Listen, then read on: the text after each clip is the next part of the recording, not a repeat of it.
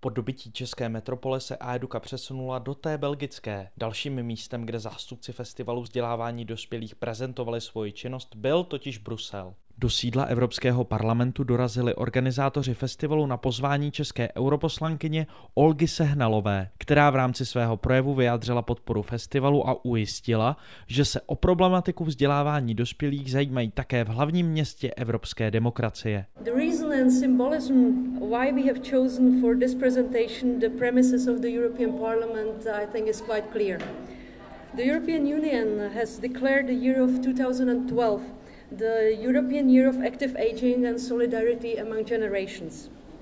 In my point of view, as I was the shadow rapporteur for this dossier in the Culture Committee, this gives us a unique opportunity to think of and realize all the aspects of today's changing world, the role and contribution of all generations in order to create an inclusive society which will be just, fair, friendly to all its members.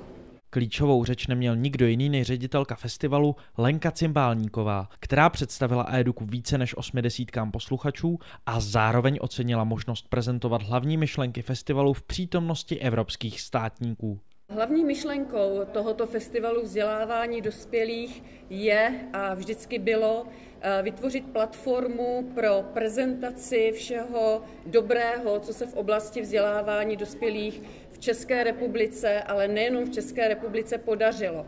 Dát prostor pro sdílení dobrých praxí v oblasti celoživotního vzdělávání a v neposlední řadě oslavit i úspěchy, kterých se v této oblasti podařilo dosáhnout. Kromě dvou přítomných dam se řeči ujal také prezident Asociace univerzit třetího věku Petr Vavřín, který hovořil o českých univerzitách poskytujících celoživotní vzdělání a o kurzech, které v současnosti nabízejí. We have been trying to collect or to associate all public universities, and we have been very successful because from 27 universities which exist in the Czech Republic, we have 21 universities in our association.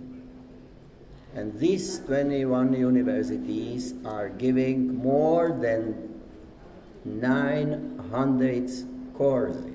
Festival Aeduca byl vidět celý den. Série projevů na zajímavá témata, pestré moravské kroje a nabídka tradičních hanáckých moučníků a ložtických tvarůžků přilákala velké množství tuzemských i zahraničních europoslanců a zájemců o vzdělávání dospělých. Odborná část festivalu vzdělávání dospělých Aeduca vypukne již 10. září v Olomouci a vy byste rozhodně měli být u toho.